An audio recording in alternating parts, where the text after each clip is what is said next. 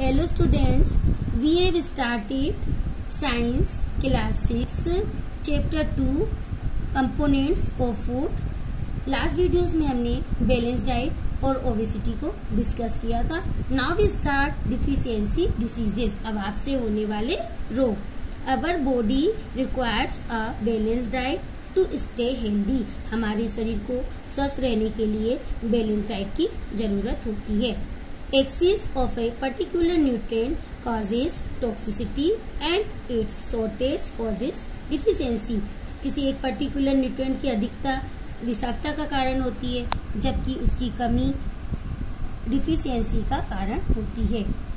Malnutrition is the condition that develops when the body does not get the right amount of nutrients in the diet। Malnutrition अवस्था होती है जो develop होती है जब body को सही मात्रा में डाइट में न्यूट्रिएंट्स नहीं मिलते हैं।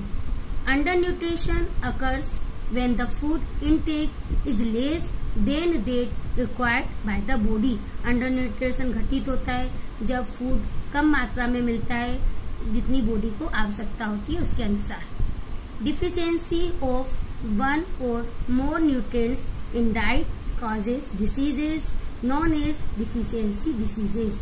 जब डाइट में एक या एक से अधिक न्यूट्रिएंट्स की कमी हो जाती है तो वह बीमारी का कारण बनती है, जिसे कहते हैं डिफिशियंसी डिसीज यानी अभाव से होने वाले रोग। These diseases can not be transmitted from one person to another. ये डिसीजेस एक पर्सन से दूसरे में ट्रांसमिटेड नहीं होती हैं।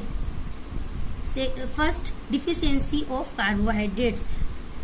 Carbohydrates are the main sources of energy in the food. Carbohydrate energy का मेन सोर्स होते हैं फूड में। Lack of carbohydrates in diet results in lack of energy and stamina. Carbohydrates की डाइट में कार्बोहाइड्रेट्स की कमी के कारण एनर्जी की कमी हो जाती है और क्षमता में भी कमी हो जाती है। Over eating of carbohydrates may result in obesity and malfunctioning of breathing system। Carbohydrate की अधिक मात्रा लेने से मोटापा हो जाता है और ब्रीथिंग सिस्टम में खराबी हो जाती है। Deficiency of fats.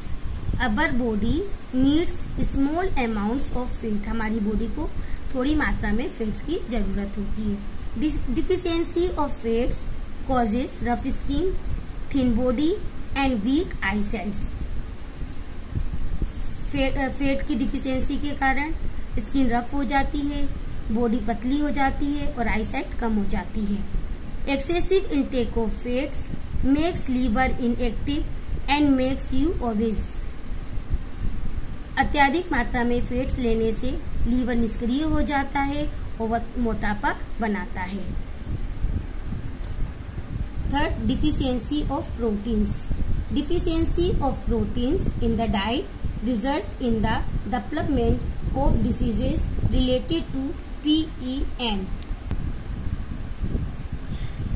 प्रोटीन की कमी से डाइट में प्रोटीन की कमी के कारण बीमारियां विकसित हो जाती हैं जो संबंधित होती हैं PEM यानी प्रोटीन एनर्जी मेलन्यूट्रिशन से। Kwashiorkor and marasmus are two types of diseases related with protein energy malnutrition। Kwashiorkor और मारसमस दो टाइप की जो डिसीज हैं जो प्रोटीन एनर्जी मेलन्यूट्रिशन से संबंधित हैं। Kwashiorkor, this condition occurs due to the severe protein deficiency. यह कंडीशन घटित होती है प्रोटीन की अत्यधिक कमी से। The disease mainly occurs in children below 5 years of age। यह बीमारी मुख्य रूप से घटित होती है 5 साल के कम आयु के बच्चों में। The child that suffers from kwashiorkor shows the following symptoms। जो बच्चा क्वाशियोरकर बीमारी से सफर करता है उसमें निम्न सिम्टम्स होते हैं यानी निम्न लक्षण होते हैं। डार्क एंड स्केली स्किन, उसकी स्किन डार्क और स्केली हो जाती है।